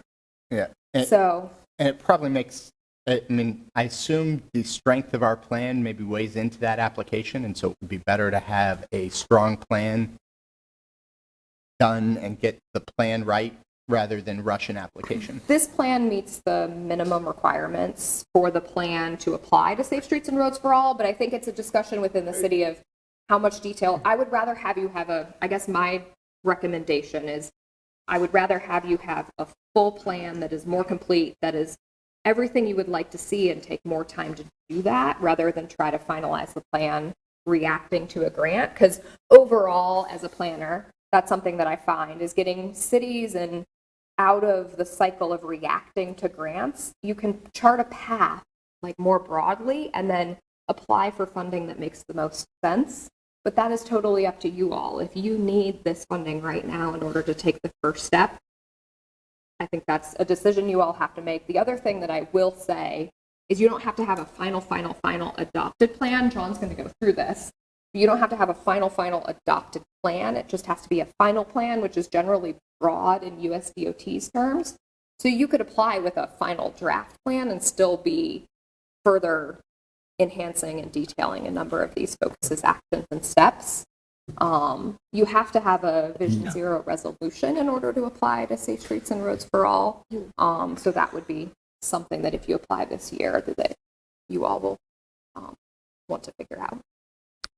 So just as a reminder to several that are in the room, when the city passed the MOVE DSM plan in 2018, the first step after that from that Jennifer McCoy spoke about was having a speed management plan. So that was 5 years ago. And let's hope that we're serious about it now. So. Yeah. I mean, we heard a lot of this as ongoing things that we couldn't find formalized somewhere. So we felt like the Vision Zero Action Plan was a place to formalize it, and then making it part of MOVE DSM and Plan DSM further integrates it. But a lot of these things do move slowly. When we presented the first list of actions of what we heard from the engagement, the crash analysis, all the things we previously discussed, the working group and the Transportation Safety Committee were overwhelmed by the number of items we included. There's 60-something steps in this plan. So I think there's a delicate balance between, outlining everything you have to do to getting to zero, and zero fatal and serious injuries, and level of detail to actually getting there. Because I think that we have seen in the first draft plan that people were like, whoa, that's a lot of work we have to do. So it's striking a balance, and I do think that if you focus everything on the high injury network first, that'll help it seem less overwhelming. But I hear you, the more specific we can be, but there's a delicate balance between it not seeming like changing, like totally changing parts or changing the route of the ship. So.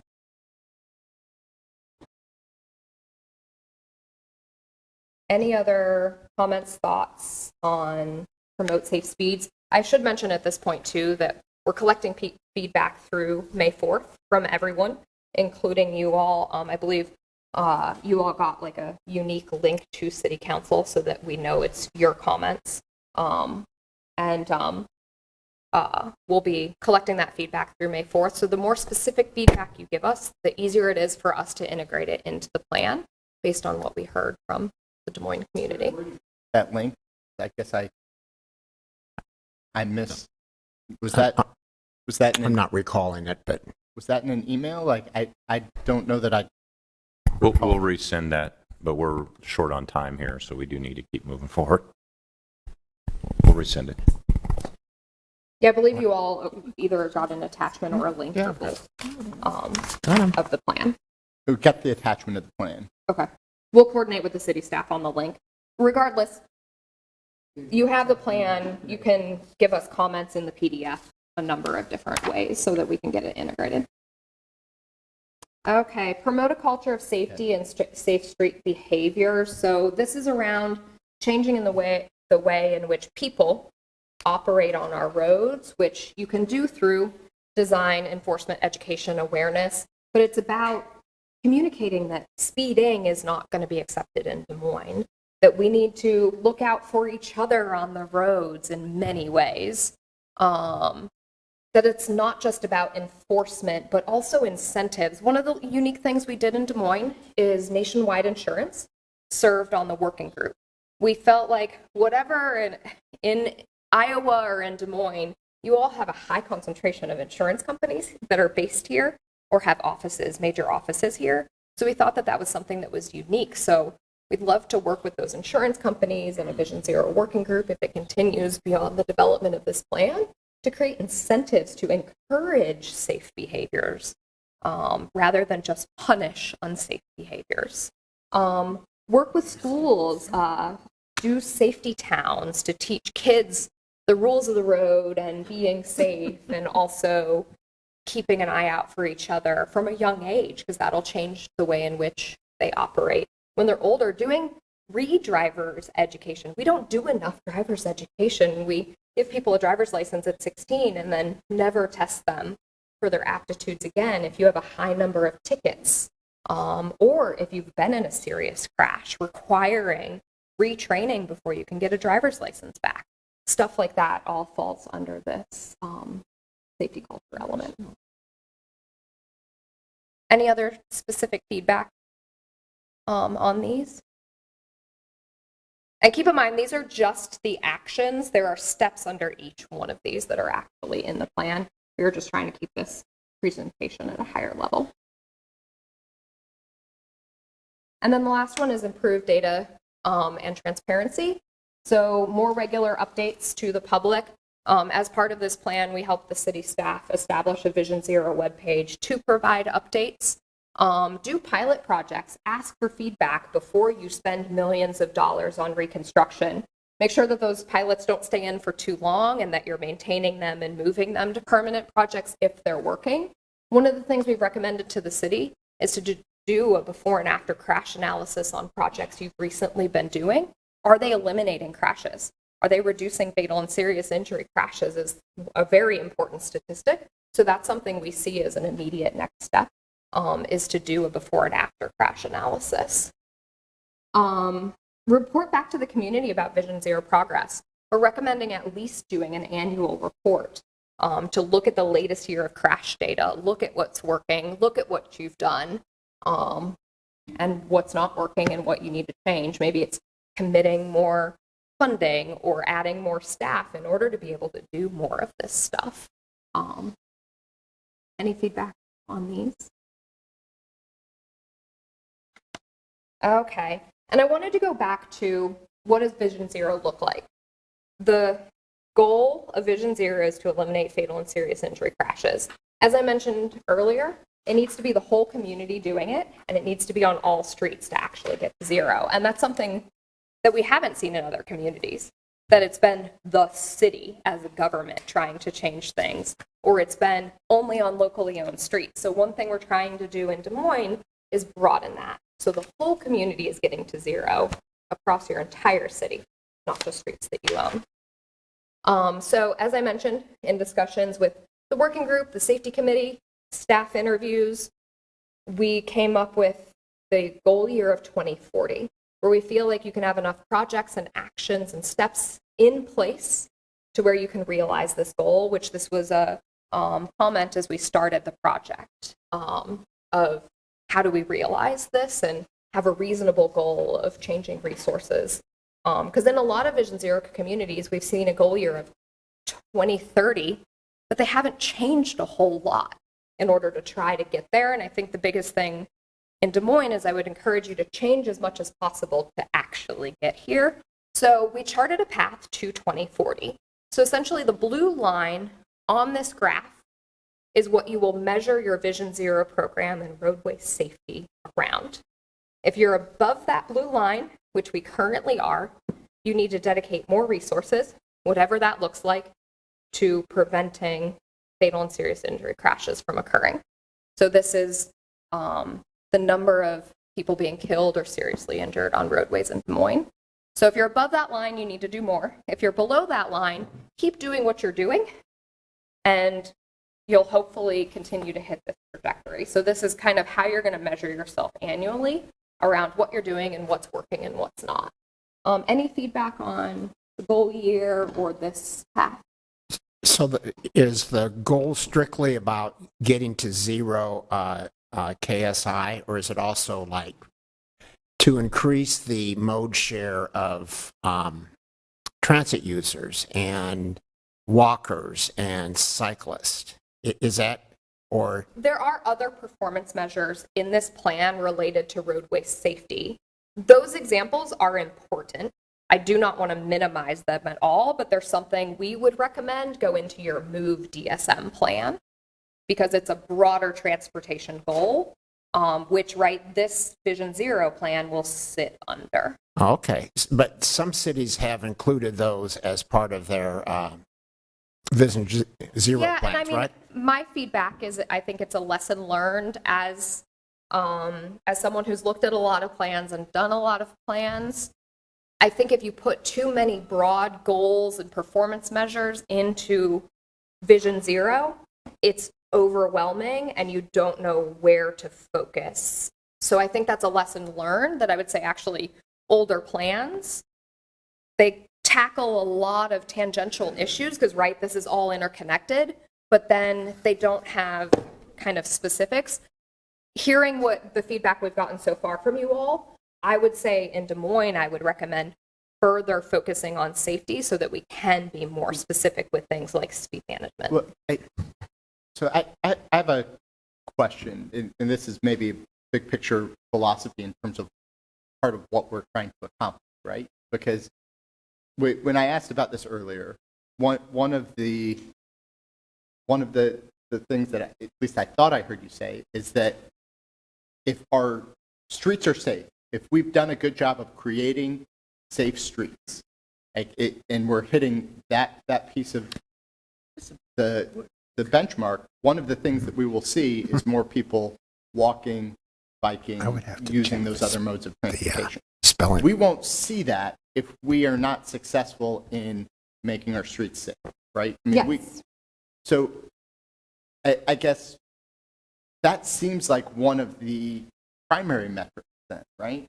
I mean, I'm not saying I don't think you should not be measuring it. I think you should be measuring it as part of your MOVE DSM plan, which this will sit under, because I think we're already recommending that you have to measure a lot more things than what you're currently measuring.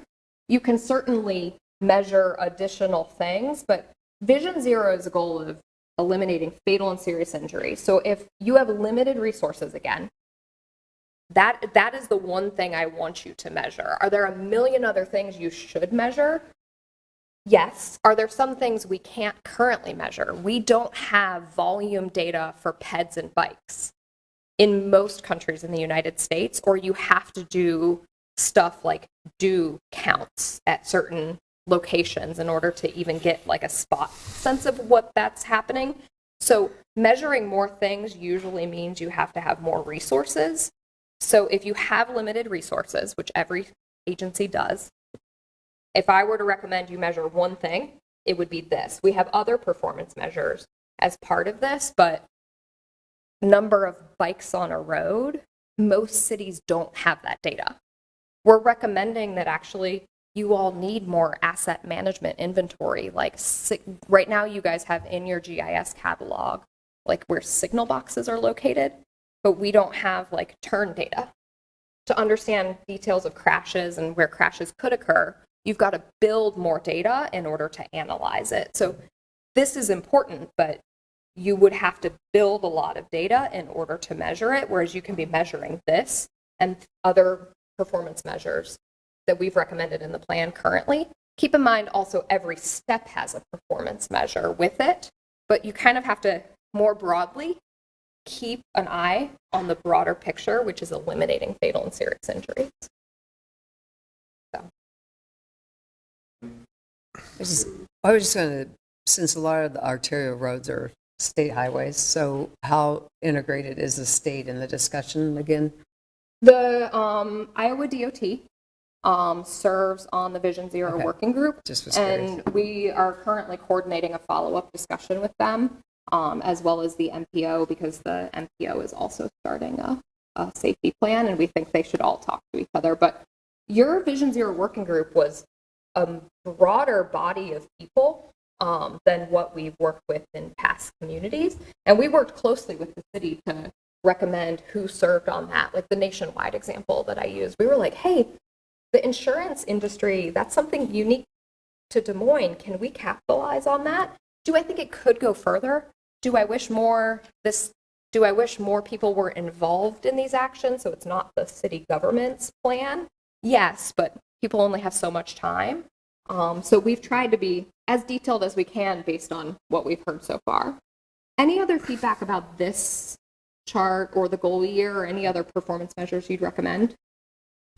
I mean, we're pretty much there by 2035 under this chart. Why would we not just be a little more aggressive from a goal perspective and go for 2035? I will let the city staff answer that, if that's okay. Just because we've had numerous discussions and about the goal year, and this was what was given to us. I think to answer your question, Councilmember, that we looked at instead of 2035, 2040, given the ramp up. There's certain projects that are in play that will need to, that'll help us. I guess the ramp up explanation doesn't make much sense. I mean, it's almost a flat line from 2036 to 2040. I mean, most of the work is going to already have been done, right? I mean, ramp up happens in 23, 24, 25. It's a question of, I mean, 2035 to 2040 is whether or not we've actually got this integrated into our CIP, and are we doing those things? So I guess to me, just as a feedback piece from what I'm seeing here in the ramp up explanation, I would need a better understanding of that, because the ramp up would be how steep the line is at the front rather than that sort of flat line at the back. Seems like we could have 2035 as a Okay, goal. Scott, do you have any comment? Let's bring back the details again on where the injuries are occurring, because obviously there are multiple solutions that have to be introduced throughout the time frame. And in my anticipation would be that it may be very difficult to eliminate the last few injury issues that remain. So let's bring back that full scope of all the different ways that are causing serious injury on our network. And I think that might help, because I fully anticipate some of the last things we're going to need to do may be very expensive just to eliminate the last couple injuries. Does that make any sense? It could be on the state highway too that we have no control over, and would be very expensive oftentimes to change. So let's show how this curve actually relates to different changes that need to be made to get to truly zero. I mean, I understand that particularly the last piece of a plan like this is going to be the hardest to achieve, but I guess the question is, when are we trying to have those conversations, and when are we trying to get there? And in my mind, a plan like this is meant to push us to do things. And so to me, a goal of 2035 seems more appropriate. And my only comment is that, yes, we have state highways. I think DOT, I mean, Steve has always told me that DOT has been good about working with the city, but we have state highways that are coming through residential neighborhoods with schools along those routes, and we should have been focusing on it years ago. Yeah, and a lot of communities just do crash analysis on their local network. They exclude all the state routes. We did not, because we wanted to show you the full picture, so that if you needed to dedicate a lot of resources to coordination with the state DOT, you could, because some of the initial things we heard were, right, a lot of schools are located on arterials, and those are state routes where we've seen a lot of the fatal and serious injury crashes, which is sad. I mean, right as we were starting the story, you all experienced a really sad death that I heard about as soon as we started this project. So I think, right, it's about where you focus. I will say 2033 and forward, the reason why it's less steep line is by that point, hopefully you've tackled projects on your entire high injury network. You understand what's working, what's not. And what we call systemic safety, you're applying those things that are working to similar conditions where they could occur. So that's kind of your proactive projects. Hopefully by 2033 on this chart, you're doing all the proactive things of, XYZ is working to eliminate fatal and serious injuries. So that's become a standard of practice in the city, which is going to take time to get there. But the steep declines basically are based on our understanding of the CIP process here, is you've got to get approval for the money, and then you've got to do the design, do the engineering. It takes years. 5 years with USDOT's grant program sounds like a lot of time to do construction, but in reality, it's not. If you're right, you've got to get it on the ground to see that it's working, and 5 years is a pretty quick timeline for a lot of agencies, including what we've heard is a pretty quick timeline for you all here in Des Moines. So, Sarah, going back to your working group and that it was great to include nationwide, I would be remiss that I didn't note that of all the other plans that I looked at, you always had bike advocacy groups and street advocacy groups involved in it. And the original call for members didn't include the street collective until late in the game. And then the first 2 meetings that they had, whoever sent invitations out didn't include the street collective. So I don't think you got off to a great start there. Yeah, I mean, we worked with the city to recommend people who could serve, but the working group was the city's body. So Right. I'm just, okay. There were several from Denver and elsewhere, several people representing that body of people that care about the vulnerable users, not on the committee, the work group here. So.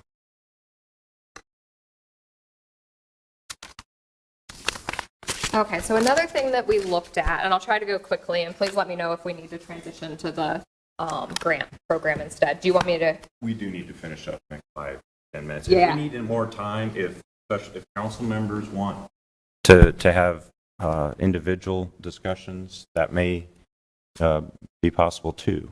So if we could wrap up in the next 5 minutes, and then if we need to reschedule more time.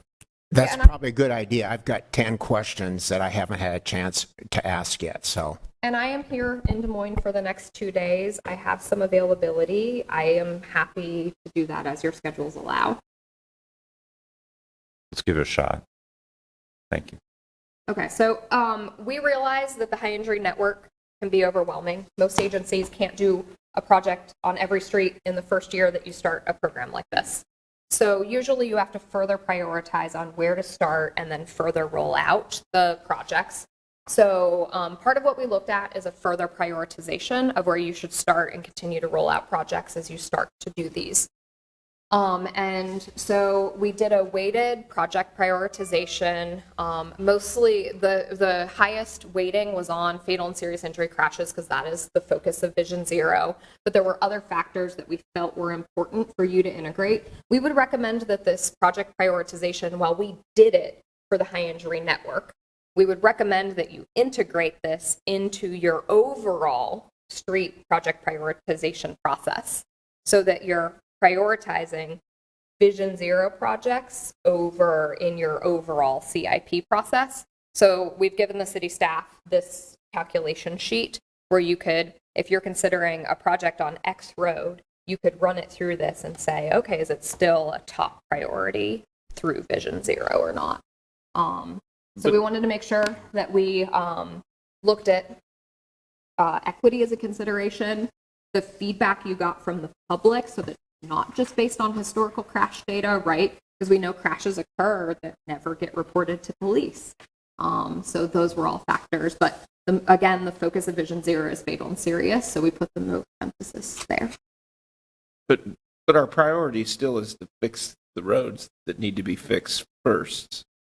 Are we talking like we're going to go back and fix the corridors that we've already fixed and and put more money into it for this Vision Zero, or are we still going to be fixing the corridors as we go forward? I guess I'm a little confused now of what So this I study envision, means. I would envision a mix, and I'm looking at engineering as well, is that we already have identified quite a few projects in the CIP that could benefit from different elements that are more focused on Vision Zero.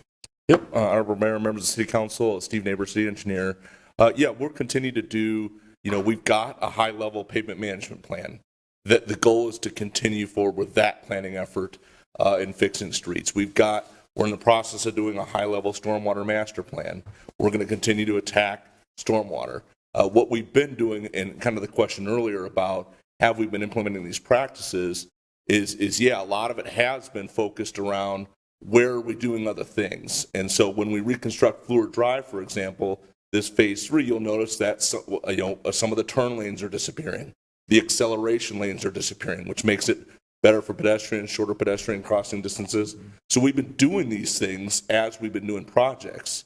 I think the benefit of this plan is that high-level focus on, where do we want to focus to attack fatalities and serious injuries.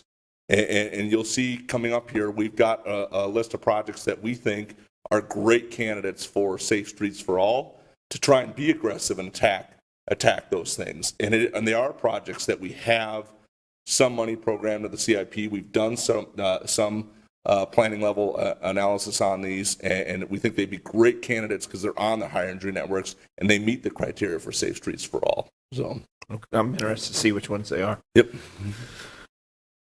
Yeah, we did get there through this evolution, although Safe Streets and Roads for All kind of picked up the speed of this further prioritization.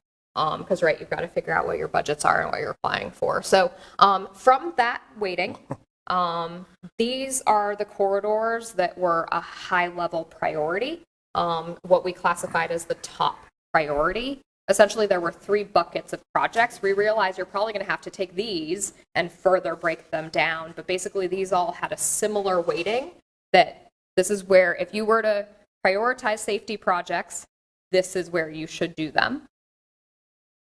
So, but we understand that you only do 1 to 2 projects potentially a year, that the maintenance program drives a lot of where you're doing roadway safety investments.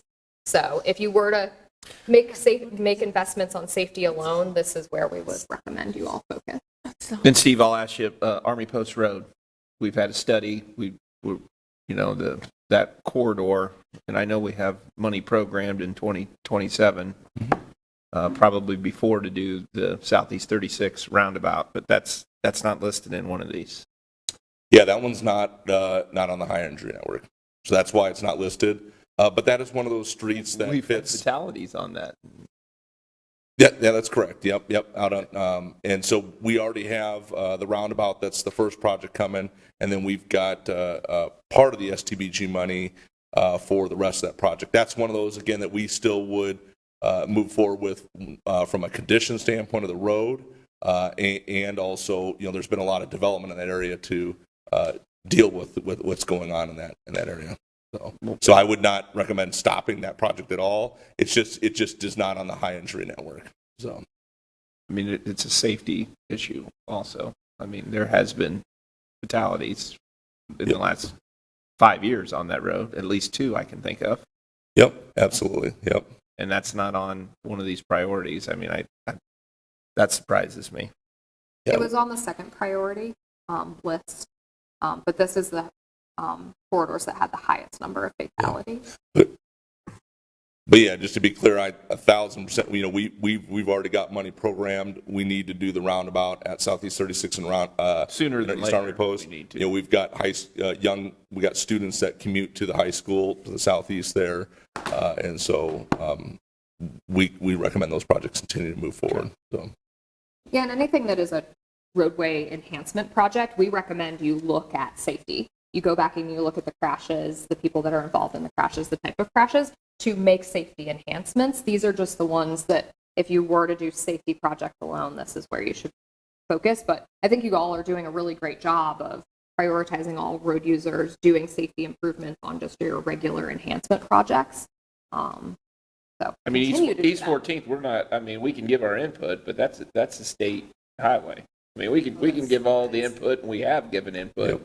As you well know, we've had community meetings, and, you know, it'll be interesting to see when they start and how far they actually go.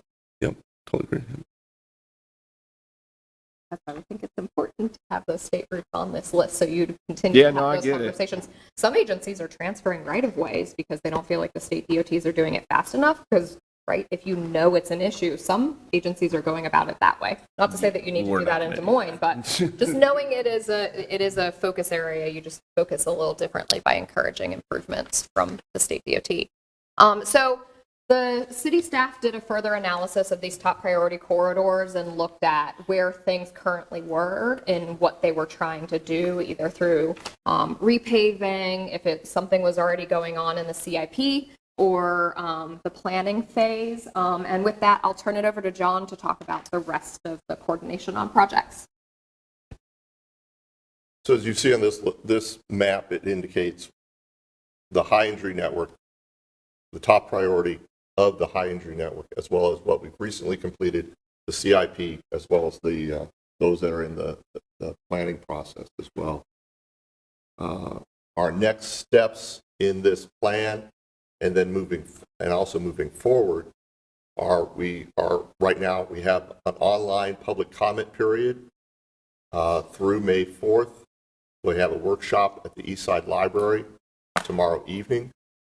We have a Transportation Safety Committee meeting tomorrow morning, as well as a special meeting in May, and then a public presentation via Zoom on Thursday of this week. And then we are planning to come back to council with the plan and a resolution for adoption in June 26th.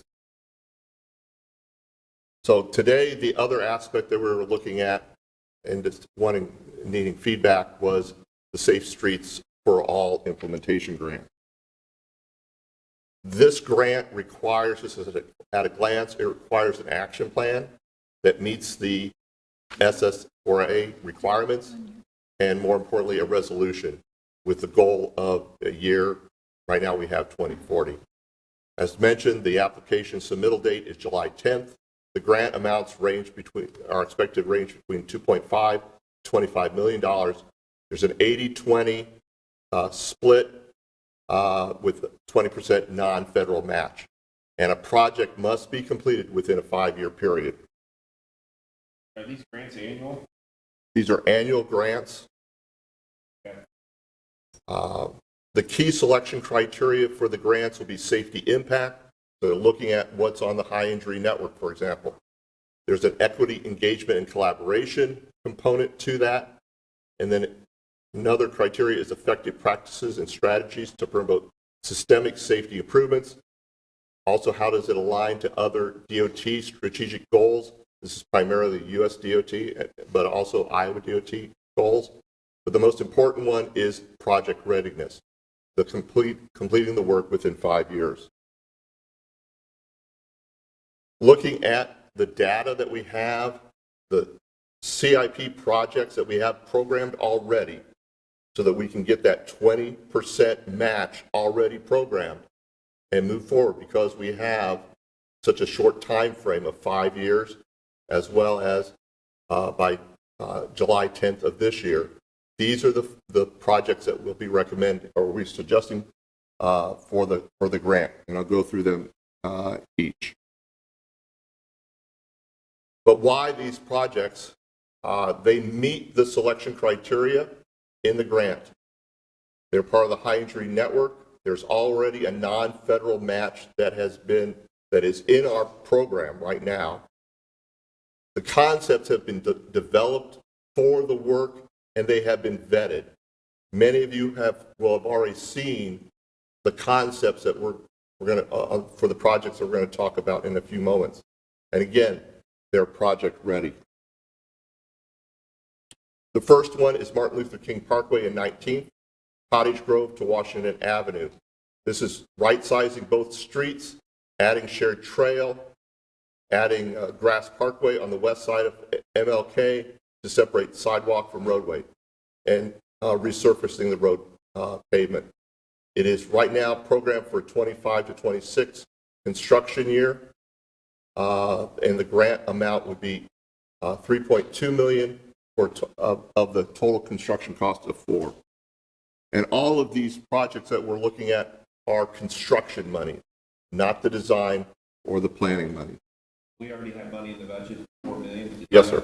Do that? Not all of it. So just a clarification, there are a couple projects we are short. We do not have all the money for Martin Luther King Jr. Parkway and 19th Street, and we do not have all the money in Forest. This would allow us to do all these improvements, actually move the curbs on. That's, yep, but there is money in the budget to cover the match and the resurfacing. So. The next project is Douglas Avenue, which is US 6, Merle Hay Road to Martin Luther King Jr. Parkway. Permanently right-sizing the street. As many of you know, this is a project that we've done as a pilot project to reduce the cross-section of the number of lanes. We'd be adding the shared use trail along the north side, new and wider sidewalks along the south side, and grass parkways to separate bike and pedestrians roadway. And that's programmed right now in the 26-27 fiscal year. The next is Euclid Avenue, also US 6, from the Des Moines River to 2nd Avenue. Here we're looking to right size from 4 lanes to 3 lanes. We have a pilot project currently underway from 12th to 2nd. This would move the curbs in that section. In the section between the Des Moines River and 12th Street, we would change pavement markings only. Constructing curbs, extensions, bump outs to shorten the pedestrian crossing distances and shield on-street parking, and it would be resurfacing of the roadway from Des Moines River to 2nd. Here we have some state funding already in play that can be used as a match, and we need $2.2 million from the grant for the work. Next is Forest Avenue, Beaver to 9th. Here we're looking to right size to reduce the number of lanes of the existing 4-lane street. Add improved pedestrian crossings along the corridor, bicycle lanes along the corridor, as well as traffic signal replacements at Forest and 25th and Forest and 27th, and resurface the roadway pavement. This right now is looking into a fiscal year 25 construction.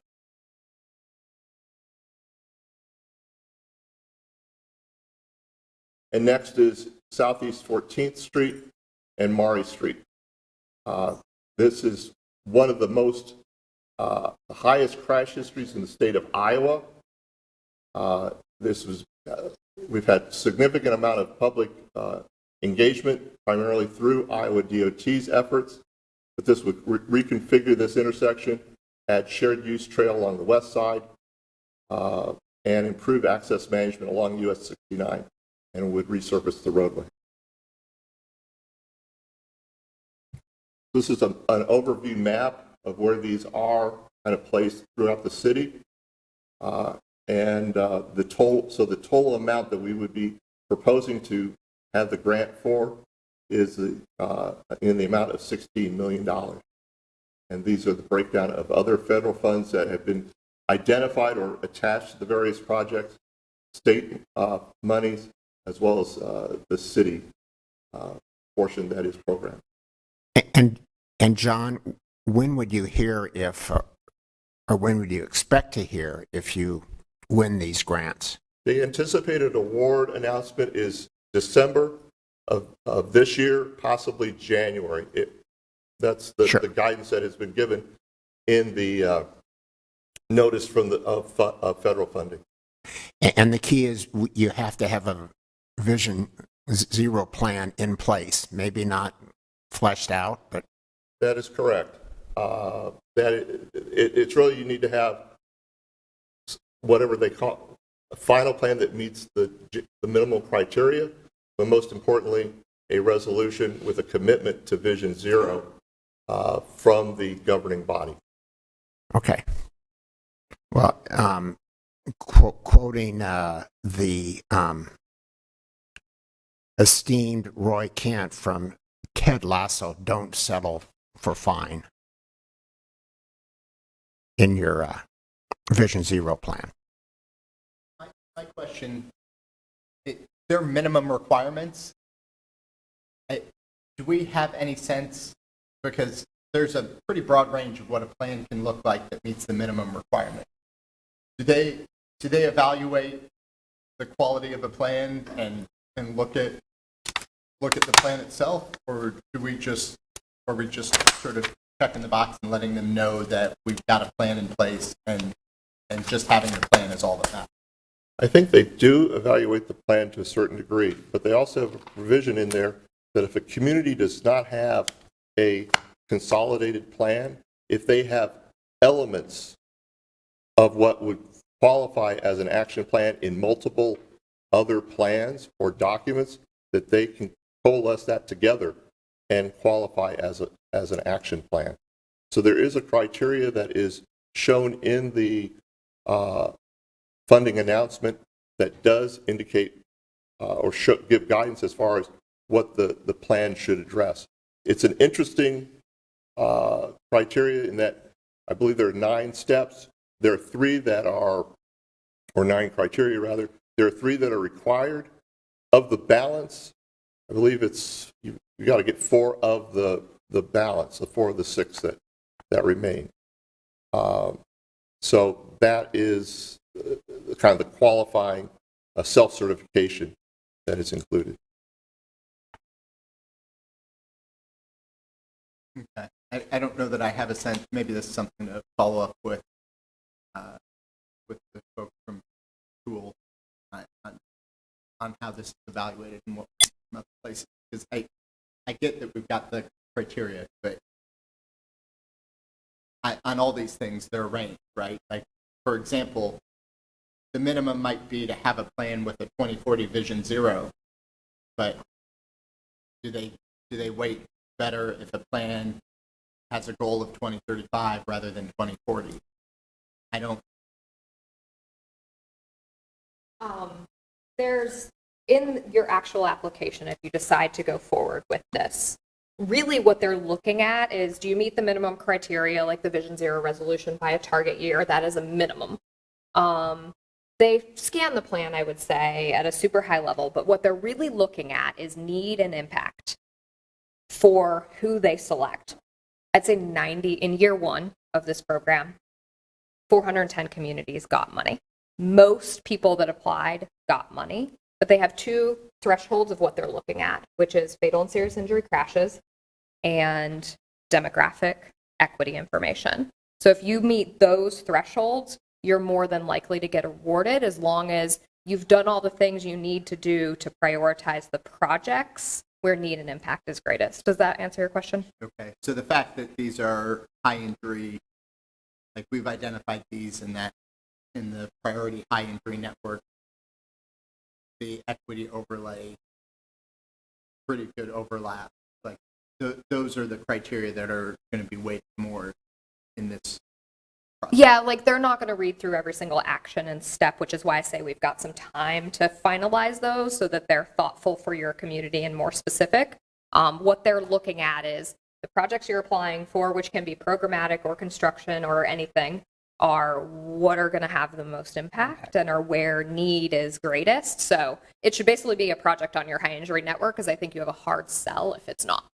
So we looked at that with the city staff, even though it's not like specifically part of our scope. Anything else? Thank you all for the update. I think it's very helpful and helps us, gives us the study directions as we try to work with you to finalize submission of this plan.